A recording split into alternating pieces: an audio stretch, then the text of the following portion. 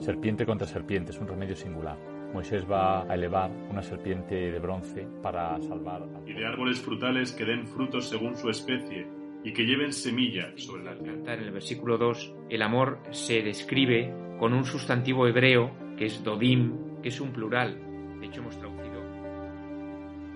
Esto es Dabar, un podcast donde leemos y explicamos el Antiguo Testamento.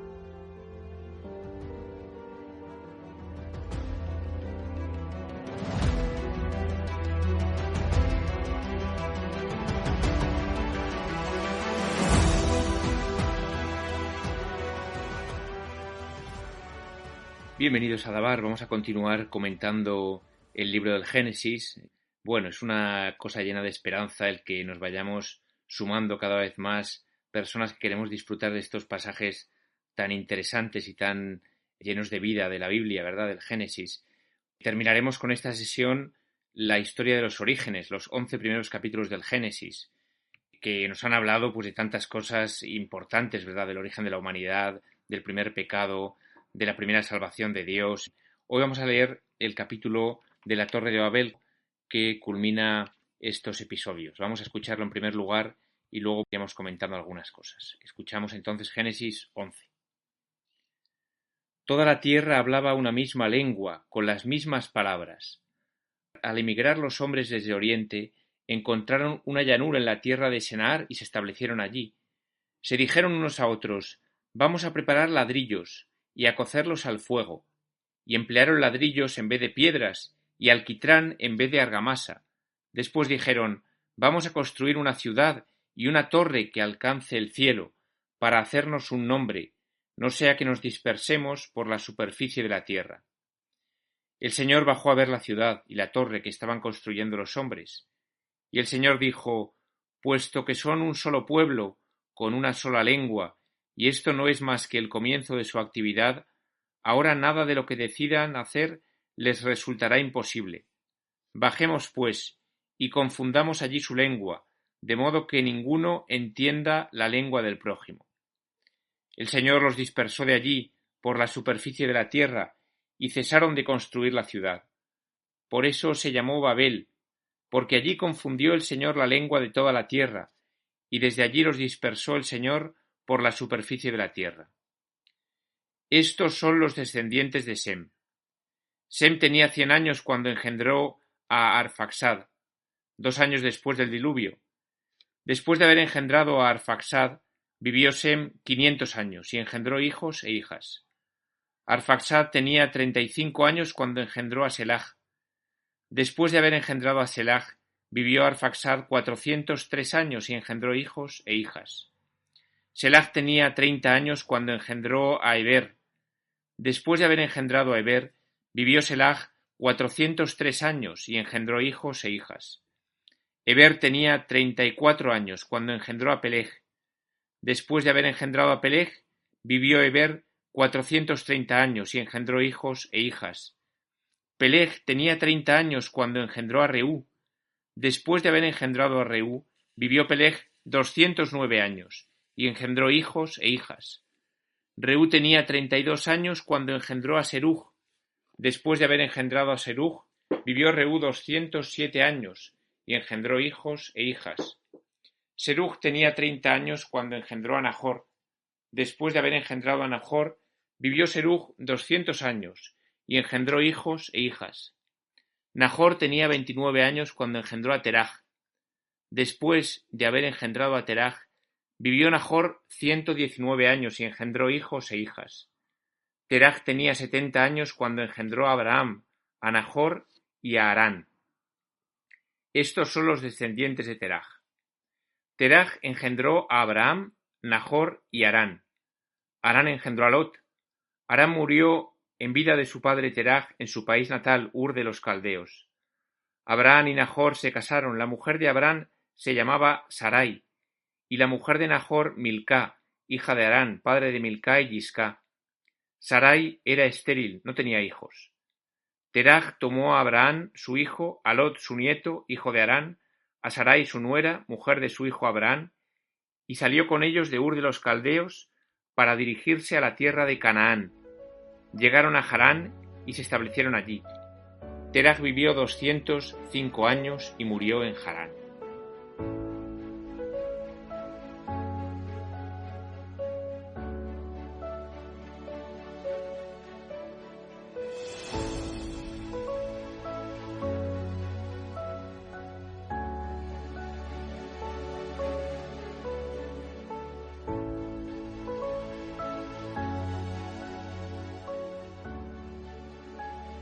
Bueno, nos ha sorprendido esta nueva genealogía, ¿verdad? De nuevo se nos cuenta la descendencia de Sem.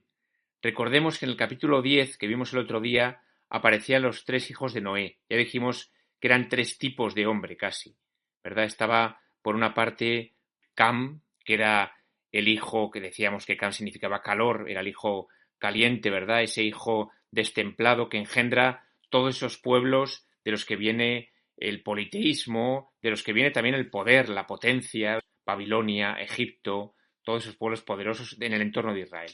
Luego ese es el tipo del guerrero, del hombre guerrero. Luego vimos que estaba Jafet, que era el que engendra a todos los europeos, a nosotros también, a los griegos. Era el hombre refinado, el hombre noble, la nobleza, ¿verdad? La belleza también, que es lo que significa Jafet. Y luego vimos a Sem, el tercer hijo, que significa nombre, como sabemos, Sem, y que dijimos que era el padre de Eber, y de Eber vienen los hebreos, el padre del pueblo elegido es Sem. Bueno, pues aquí vienen los 3 hijos de Noé. Se nos va a contar otra vez en este capítulo la genealogía de Sem al final, porque Sem va a engendrar a Abraham, que pertenece toda esa segunda parte del Génesis, capítulos 12 al 25, que se pueden continuar leyendo y que son tan hermosos y tan enriquecedores. Vamos a centrarnos en el episodio de la Torre de Babel, que es maravilloso, porque fijaos, el hombre ha progresado. La Torre de Babel es, en primer lugar, el relato de un prodigioso avance técnico. El hombre es capaz de hacer ladrillos, cocerlos y de emplear, dice, que empleaban alquitrán. Tenemos testimonios, los zigurats en Babilonia, o algunas grandes pirámides escalonadas, que dan fe de estas construcciones en el entorno de Babilonia. Mesopotamia, entre los ríos Tigris y Éufrates, es una planicie en la que estos grandes zigurats, estas pirámides escalonadas inmensas, pues resaltan como impresionantes, ¿no? Casi parece que llegan al cielo. Este es el contexto un poco, quizás es un texto que sitúa a Israel en esa zona de Mesopotamia, donde luego le va a llevar el exilio, más adelante en el siglo VI, y quizá ha visto estas torres inmensas, y de ahí viene la idea de que es que parece que llegan al cielo, expresan el mayor logro de la técnica humana. Bueno, pues en primer lugar, la Torre de Babel es un logro de la técnica humana, parece que sería algo bueno. Y en segundo lugar, además, al avance técnico se junta también el trabajo en cadena, en común, y parece también algo bueno, que los hombres se vinculan para trabajar juntos. ¿No son acaso cosas buenas la técnica y el desarrollo, diríamos, racionado del trabajo? ¿No son esto cosas positivas? Pues ciertamente, la técnica sí, pero al servicio del hombre, y no para esclavizar al hombre. Y la unidad para cometer obras, pues sí, pero no la masa humana que olvida a Dios. ¿Son cosas buenas? Pues sí, pero la corrupción de lo mejor es lo peor. La corrupción del trabajo provoca la idolatría del trabajo, que es lo que quiere simbolizar de algún modo el texto. Es muy interesante que la exégesis rabínica no critica tanto la Torre de Babel porque sea un acto contra Dios, sino que lo que cuentan los relatos midrásicos de los rabinos es que el problema era que los que hacían la Torre de Babel contaban más los ladrillos que las personas. Se les caía un ladrillo y lloraban. Moría una persona y no les importaba.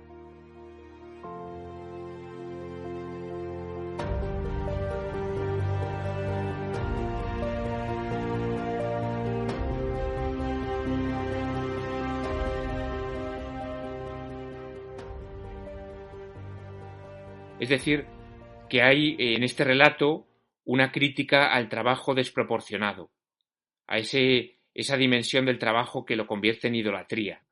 Y esto es un aspecto, ¿no? La técnica sí, pero la técnica al servicio del hombre. Las ciudades sí, pero las ciudades que humanizan al hombre. Tenemos una aplicación contemporánea pues muy clara, ¿no? El tema de Internet. El Internet, pues claro que es bueno y positivo al servicio del hombre.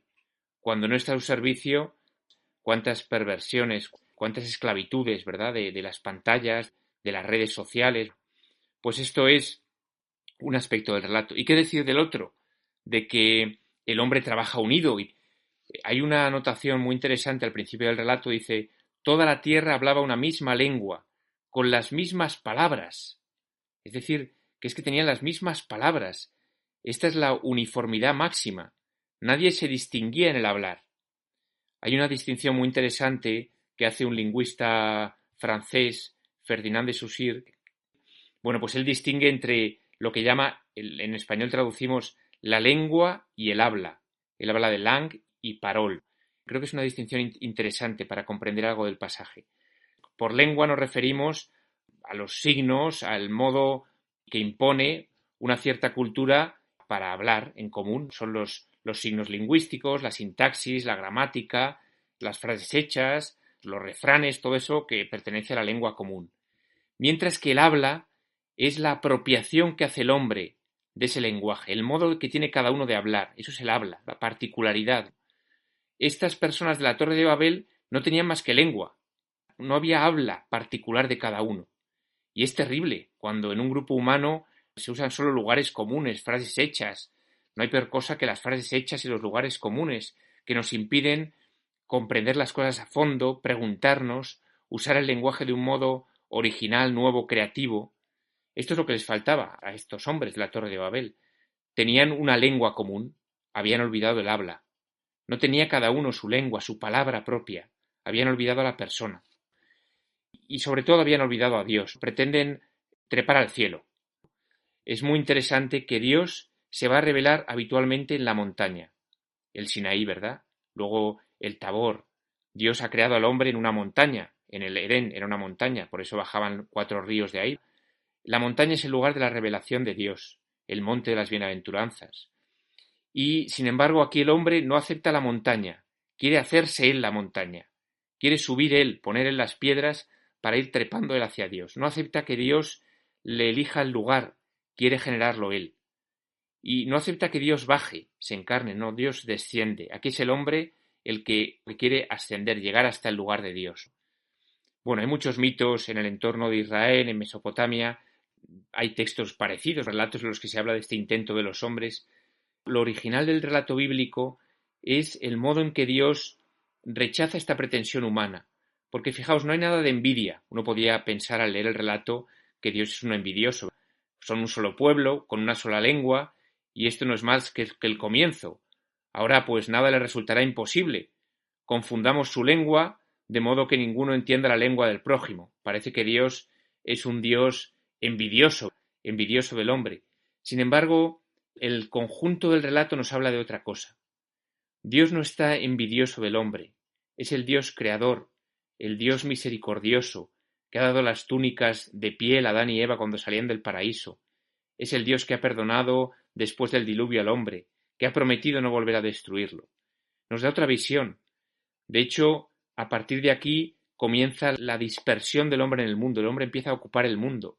Las lenguas se convierten paradójicamente en un vehículo para que el hombre pueda ocupar, que aparezca la riqueza de las razas, de las diversas lenguas en toda la tierra. Entonces diríamos que Dios se sirve del mal para el bien. Se sirve de la soberbia humana, de esa pretensión de la única lengua, sin palabra, se sirve para el bien, para que el hombre se disperse por la superficie de la tierra, para que Sem siga teniendo hijos, para que venga Abraham. Lo que sí es verdad es que Dios abandona la pretensión de salvar al hombre directamente hablando a toda la humanidad. Y ahora toma otro camino, y es el camino de la elección. Va a elegir una raza, va a elegir una tribu, va a elegir un hombre. Y en este caso, pues como sabemos, Abraham.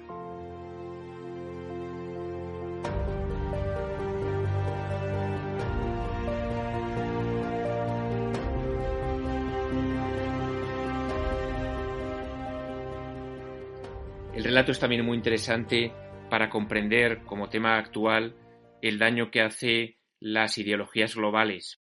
Vivimos hoy también en un mundo, en una sociedad unificada por un cierto mundialismo, donde parece que nos quieren imponer una lengua común y hay cosas que no se pueden decir y la uniformidad de pensamiento, la ideología global.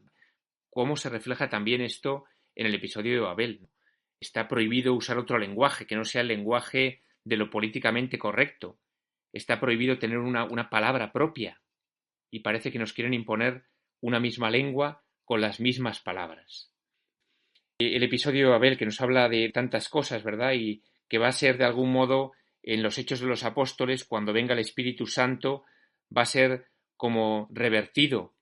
Pero revertido no porque se vuelva a la uniformidad de la única lengua, de la única palabra, sino revertido por la libertad del Espíritu, que va a permitir que todos se entiendan hablando diversas lenguas. Este es el milagro del Espíritu. No que haya una sola lengua, sino que todos se entiendan hablando diversas lenguas.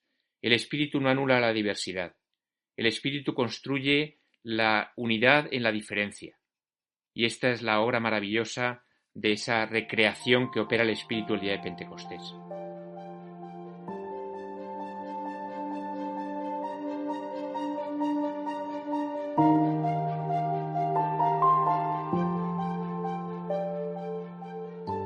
Terminamos ya con, que es muy bonito, con los orígenes de Israel. No hemos leído al final la descendencia de Teraj.